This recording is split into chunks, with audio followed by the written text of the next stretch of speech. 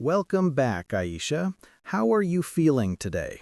I'm feeling good, sir. I listened to our last podcast twice, and I tried to repeat after you. Excellent. That's exactly how you build fluency. Listening and repeating help your brain connect sounds to meaning. Did you notice any improvement? Yes, a little. I feel my pronunciation is better, but I still make some mistakes when I speak fast. That's perfectly normal. When you speak fast, your brain tries to catch up with your thoughts.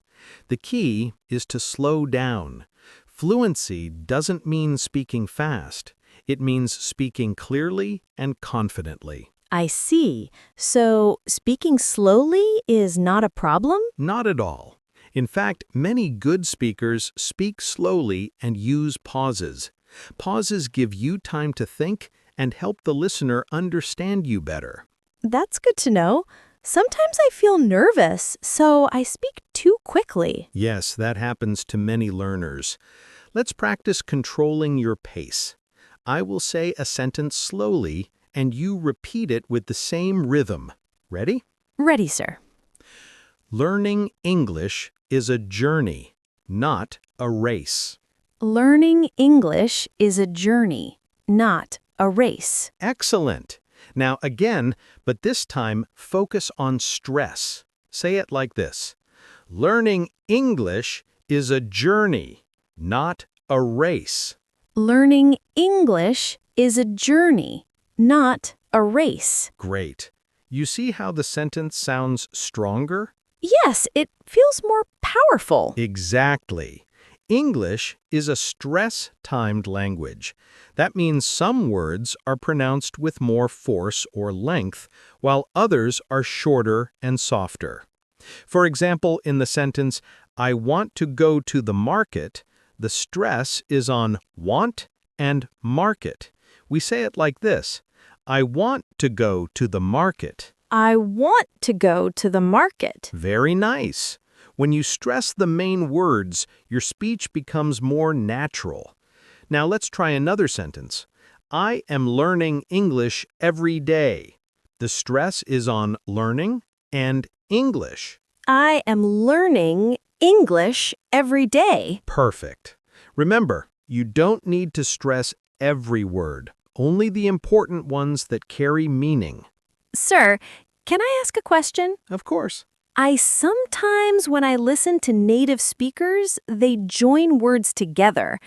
It's hard to hear where one word ends and the next begins. That's a very good observation. What you're hearing is called connected speech. In English, words often link together. For example, want to becomes wanna. Going to becomes gonna. Native speakers say, I'm gonna eat, instead of I am going to eat. Oh, yes, I have heard that in movies. I'm gonna go now. Exactly. It's informal, but very common in everyday English. However, in writing or formal speaking, you should still say going to. Understood. So, gonna is okay in casual conversation, but not in formal English. Correct. Let's practice a few examples. Repeat after me. I'm gonna study English tonight.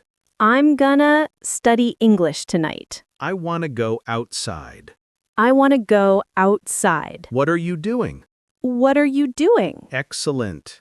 Now you're getting the rhythm of natural English. This linking of words makes your speech sound more connected and less robotic. It's interesting, but sometimes it's hard to understand native speakers when they speak fast like that. True. That's why we practice slow listening here. It helps you train your ears first. As you get comfortable, you'll naturally start understanding faster speech. I like that idea. It feels like training my ears to hear English better. Exactly. Listening is the foundation of speaking. The more you listen, the more your brain learns the patterns, sounds, and rhythm. So, should I listen to podcasts every day? Yes, even 10 to 15 minutes daily is very helpful. Choose topics you enjoy, stories, short talks, or English learning podcasts. Try to repeat what you hear. That practice will improve your accent and fluency. Okay, and what if I don't understand everything? Don't worry about understanding every single word. Focus on the main idea. Understanding comes with time. The more you listen, the more your brain fills in the gaps. That makes me feel better. I used to stop the podcast every time I didn't understand something. It's natural to want to understand everything, but it can slow your progress. Try listening to the whole audio once without stopping, then listen again with subtitles or a transcript. Oh, that's a good idea. First, listen, then read and repeat? Exactly. That's called the shadowing technique. You listen and speak at the same time.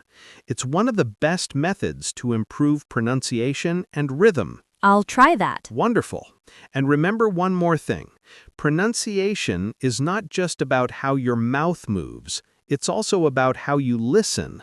The better you listen, the better you speak. That makes sense. When I hear a sound clearly, I can copy it better. Right. For example, the sound of TH in think and this.